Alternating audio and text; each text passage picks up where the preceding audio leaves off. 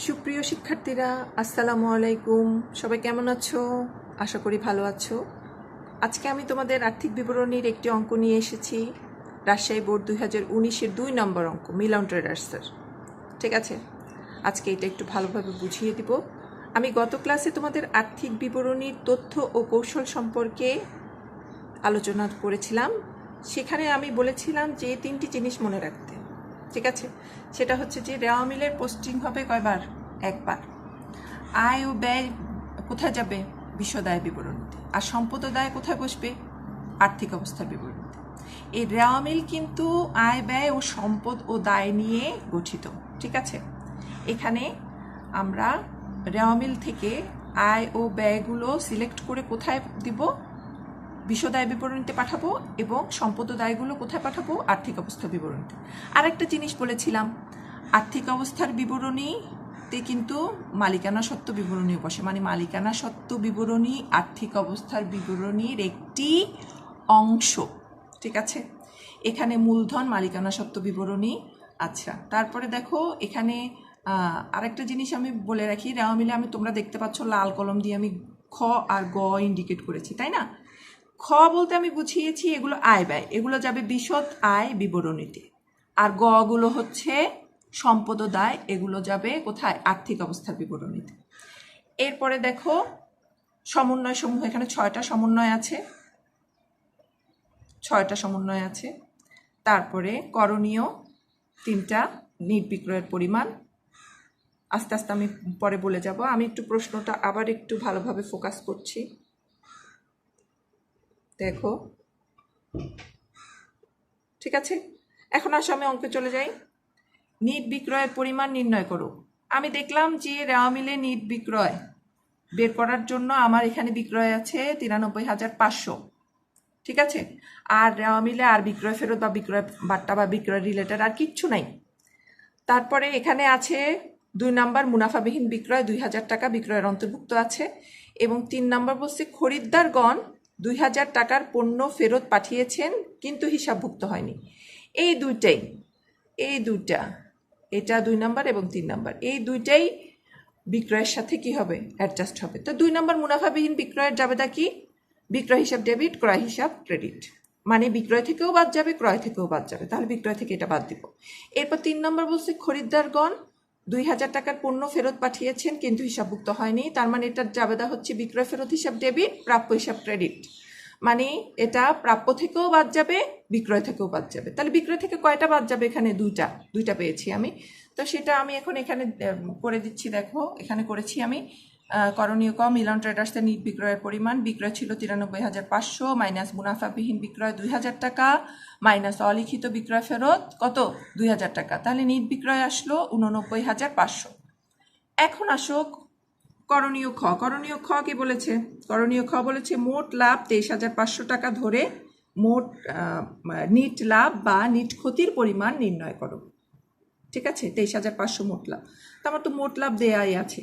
আর আমি তোমাদেরকে কোশ্চেনে আরেকটু দেখিয়ে দিই। এখানে দেখো আমি যেগুলো খ লিখেছি, খ আমাদের যেহেতু মোট লাভ বের করতে বলছে, ক্রয় বিক্রয়ের এখানে কোনো কাজ নাই। কুঋণ আসবে, কুঋণ সঞ্চিতি আসবে, কর অভিকর আসবে। খ লিখেছি, ভাড়া উপভাড়া আসবে। তারপরে খ প্রারম্ভিক মজুত পণ্য, তো সেটা আমার করতে বলে নাই, সেখানে কি বলে বিক্রিত পণ্যের ব্যয় এখানে বের করার দরকার নেই, মোট লাভ দেয়াই আছে। তারপরে দেখো অফিস ভাড়া, অফিস খরচাবলী আসবে। ঠিক আছে, এই যে খগুলা যেগুলো এগুলো আসবে। হ্যাঁ, আর এখানে আমার দেখলাম যে কুঋণের সাথে 4 নম্বরটা, আসো আমরা করি, তারপর সমন্বয়টা দেখবো। ঠিক আছে, দেখো এখানে করণীয় খ, মিলন ট্রেডার্সের বিশদায় বিবরণী 31শে ডিসেম্বর 2018 সালে সমাপ্ত বছরের জন্য মোট লাভ প্রশ্নে প্রদত্ত 23,500। তারপরে বলছে যে পরিচালনা আয় নাই, তাই কোনো পরিচালনা আয় যোগ করা হয়নি। বাদ পরিচালন ব্যয় কুঋণ আছে 1500 টাকা এবং নতুন কুঋণ 500 টাকা। কিভাবে হলো নতুন কুঋণ 500 টাকা? 4 নম্বর সমন্বয় দেখো, 4 নম্বর সমন্বয় বলছে যে মোট কুঋণের পরিমাণ 2000 টাকা, রেওয়া মিলে আছে 1500 টাকা। তাহলে মোট কুঋণের পরিমাণ যদি 2000 হয় তাহলে 500 টাকা বাড়বে, তাহলে নতুন কুঋণ 500। ঠিক আছে, এর জন্য আমি ওখানে 500 টাকা যোগ করেছি। এই যে 500 টাকা যোগ করেছি, নতুন কুঋণ 500। তারপরে দেখো এরপরে বলছে যে 5 নাম্বার, প্রাপ্য হিসাবের ওপর 10% ধরে কুঋণ সঞ্চিতি তৈরি করতে হবে। এই জিনিসটা তোমাদের বোঝানোর জন্য আমাকে একটু চলতি সম্পদে যেতে হবে, আমি আগেই করে রেখেছি। কারণ আমাকে এখানে এই জিনিসটা কিভাবে বের করতে হবে, 10% কুঋণ সঞ্চিতি। আমাকে প্রাপ্য থেকে বিক্রয় ফেরত বাদ দিতে হবে। বিক্রয় ফেরত বাদ দেওয়ার পর তারপরে আমাকে বাদ দিতে হবে অলিখিত কুঋণ, তারপরে নতুন কুঋণ সঞ্চিতি আমাকে বের করতে হবে। দেখো আমি এই জিনিসটা কিভাবে করেছি একটু দেখো তোমরা। দেখো চলতি সম্পদ, এটা বোঝার জন্য এটা নিয়ে আসছি আমি। প্রাপ্য 30,000 টাকা, সেখান থেকে অলিখিত বিক্রয় ফেরত 2,000 টাকা বাদ দেওয়ার পরে কত আসলো, 28,000।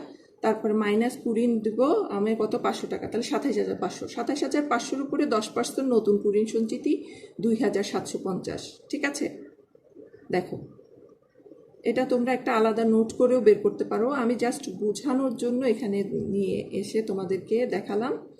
এই যে নতুন কুঋণ সঞ্চিতি কিভাবে আসলো 2,750, ওই 27,500-র উপরে, এই যে 27,500-র উপরে 10% ধরেছি। ঠিক আছে, 27,500-র উপরে 10%। তো 10% আমার নতুন কুঋণ সঞ্চিতি যেটা, সেটা আমি এখানে যোগ করব, যোগ নতুন কুঋণ সঞ্চিতি 2,750। আর রেওয়া মিলের ক্রেডিট পাশে দেখবা পুরাতন কুঋণ সঞ্চিতি আছে 4,500, এটা বাদ দেওয়ার পর আমার আসলো 250। রেওয়া মিলে কর ও অভিকর আছে 3,500, ভাড়া আছে 40,000, অফিস খরচাবলি আছে 10,000। হ্যাঁ, সব কিছু এখানে বসালাম।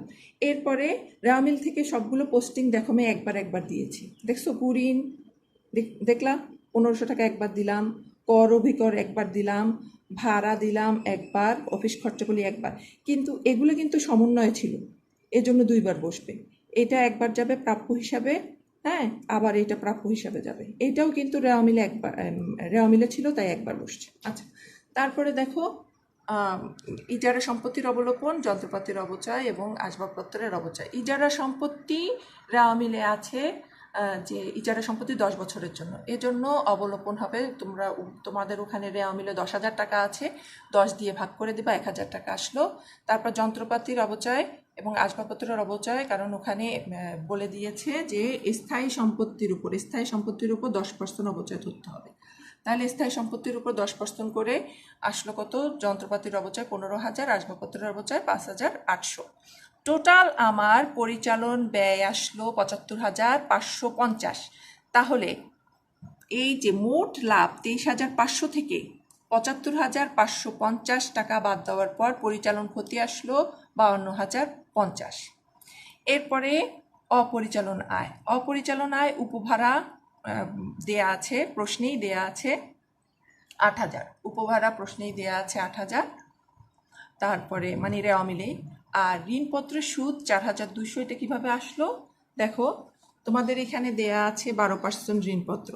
এই যে 12% ঋণপত্র কত, 70,000। এটা ডেবিট সাইডে, এটা কিন্তু ক্রেডিট সাইডে না, এটা অন্য কোম্পানির ঋণপত্র, মানে আমাদের জন্য এটা বিনিয়োগ। ঠিক আছে, এটা কিন্তু সম্পত্তির সাইডে বসবে, দীর্ঘমেয়াদী বিনিয়োগ এটা। হ্যাঁ, এই যে এই 70,000 টাকার কথা বলছি আমি। আচ্ছা, তাহলে এখানে 70,000 টাকার উপরে 12% বের করো, 12% বের করে 6 মাসের বের করলে তোমার আসবে কত, 4,200। ঠিক আছে, আচ্ছা, তো 4,200 আমার ঋণপত্রের সুদ আসলো। আমি এটা হচ্ছে আমার অপরিচালন আয় টোটাল আসলো 12,200। আর অপরিচালন ব্যয় বিবিধ ক্ষতি 1,000 টাকা। কিভাবে বিবিধ ক্ষতি 1,000 টাকা আসলো জানো, কারণ এখানে 1 নম্বর সমন্বয়ে যেটা আছে, 1 নম্বর সমন্বয়ে দেখো 1,000 টাকার আগুনে বিনষ্ট পণ্য বিবেচনার পূর্বে সমাপনী মজুত পণ্য 51,000 টাকা মূল্যায়ন করা হয়েছে। ঠিক আছে, এই 1,000 টাকায় বিবিধ ক্ষতি এখানে আসলো। তাহলে 12,200 থেকে 1,000 টাকা বাদ দেওয়ার পর 11,200 হলো, 52,500 মাইনাস ফিগার, আর 11,200 হচ্ছে প্লাস ফিগার। এই দুইটা প্লাস মাইনাস করার পর আমার নিট ক্ষতি আসলো কত, নিট ক্ষতি কত, 40,850। এটা কি ব্র্যাকেটে দিলে সবচেয়ে বেটার হয়, নিট ক্ষতি। ঠিক আছে, আচ্ছা ব্র্যাকেট দিয়ে দিলাম আমি এখানে। তারপরে দেখো করণীয় গ বলছে যে বছর শেষে মোট সম্পত্তির পরিমাণ আংশিক করতে বলছে, আমার পুরো আর্থিক অবস্থার বিবরণী করতে বলে নাই, শুধুমাত্র মোট সম্পত্তির পরিমাণ নির্ণয় করতে বলছে। তাহলে মোট সম্পত্তি পরিমাণের জন্য আমার আসলে করণীয় গতে যাই। করণীয় গতে আমার এখানে আছে দেখো মিলন ট্রেডার্সের এই যে আংশিক লিখে রাখলাম আর্থিক অবস্থার বিবরণী। চলতি সম্পদ ফার্স্টে, চলতি সম্পদের ভিতরে দেখলাম প্রাপ্য হিসাব, ওই যে আমি আগেও বিশ্লেষণ করে দিয়েছিলাম। প্রাপ্য হিসাব থেকে ওই যে অলিখিত বিক্রয় ফেরত, অলিখিত বিক্রয় ফেরত 2000 টাকা বাদ যাবে, আর অলিখিত কুঋণ বাদ যাবে 500। এটা আমি আগেও বুঝিয়ে দিয়েছি তোমাদেরকে কিভাবে আমি ওই যে 2750 নতুন কুঋণ সঞ্চিতি বের করেছি। হ্যাঁ, সেটাই এখানে দেখালাম। অলিখিত বিক্রয় ফেরত 2000 টাকা বাদ দেওয়ার পর 28,000 টাকা হলো। এখান থেকে আমার অলিখিত কুঋণ 500 টাকা বাদ দিলাম, আসলো 27,500। 27,500-এর উপরে 10% ধরে 10%, এটা 10% লিখে দিই। 10% ধরে আমার আসলো 2750। 2750 টাকা 27,500 থেকে বাদ দিলাম, আসলো আমার নেট প্রাপ্য আসলো কত এখানে 24,750। তারপরে আমি দেখলাম যে আমার প্রশ্নে ব্যাংক জমার উদ্বৃত্ত আছে 8,000, এটার কোনো সমন্বয় নাই। তারপর ভ্যাট চলতি হিসাব, তারও কোনো সমন্বয় নাই, 20,000 টাকা সরাসরি বসিয়ে দিলাম। সমাপনী মজুদ পণ্য 51,000, আর আগুনে বিনষ্ট পণ্য 1,000 টাকা বাদ যাবে, এটা সবাই জানো, 50,000। আর ঋণপত্রের অনাদায়ী সুদ, ওই যে এই যে এটা দেখো 12% ঋণপত্র 1/7/2018 70,000, এটা কিন্তু ডেবিট পাশে, এজন্য এটা কিন্তু অন্য কোম্পানির ঋণপত্র, এজন্য আমাদের এটা বিনিয়োগ। এটা যদি ক্রেডিট পাশে হতো তাহলে কিন্তু আমাদের জন্য সেটা দীর্ঘমেয়াদী দায় হতো। এটা যেহেতু ডেবিট পাশে, এজন্য আমাদের জন্য এটা কি বিনিয়োগ, দীর্ঘমেয়াদী বিনিয়োগ। ঠিক আছে, এই ঋণপত্রের সুদ যে 4,200 টাকা আমরা কোথায় একবার পোস্টিং দিয়েছিলাম এখানে, সেইটা আবার আমাদের এখানে ঋণপত্রের অনাদায়ী, এটা আমাদের অনাদায়ী সুদ। ঋণপত্রের অনাদায়ী সুদ এটা কিন্তু আমাদের চলতি সম্পদ। আমরা জানি যে বকেয়া ব্যয় কি বলে, বকেয়া ব্যয়সমূহ দায় হয় ঠিকই, কিন্তু বকেয়া আয়সমূহ আমাদের কি হবে, চলতি সম্পদ। তো বকেয়া আয় 4,200 এখানে বসালাম, আমাদের টোটাল চলতি সম্পদ আসলো 1,06,950। তারপরে এই যে দীর্ঘমেয়াদী বিনিয়োগের কথা বললাম, দীর্ঘমেয়াদী বিনিয়োগ 12% ঋণপত্র 70,000 এটা। তারপরে স্থায়ী সম্পদ আছে যন্ত্রপাতি থেকে পুঞ্জীভূত অবচয় যেগুলো বের করেছিলাম সেগুলো বাদ দেওয়ার পর, আসবাবপত্র থেকেও অবচয় বাদ দেওয়ার পর দেখো এখানে কত আসছে, 52,200।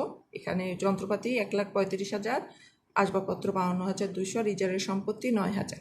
টোটাল আসবে আমাদের 1,96,200। এটা হচ্ছে স্থায়ী সম্পদ টোটাল। তাহলে দেখো চলতি সম্পদ টোটাল, দীর্ঘমেয়াদী বিনিয়োগ আর স্থায়ী সম্পদ টোটাল, এই তিনোটা যোগ করে আমার আসলো 3,73,150। ঠিক আছে, এভাবে আমরা সহজেই অঙ্কটা করতে পারি। আশা করি তোমাদের বুঝতে কোনো অসুবিধা হয়নি। তারপরে যদি কারো বুঝতে কোনো সমস্যা হয়, কমেন্ট বক্সে কমেন্ট করবা, আর আমার চ্যানেলটা সাবস্ক্রাইব করলেই বিস্তারিত বুঝতে পারবা। আল্লাহ হাফেজ। তোমাদের অঙ্ক করার সুবিধার জন্য আমি স্ক্রিনে স্থির ছবিগুলো, স্থির পিকচারগুলো দিয়ে দিয়েছি, তোমরা একবার দেখে নাও।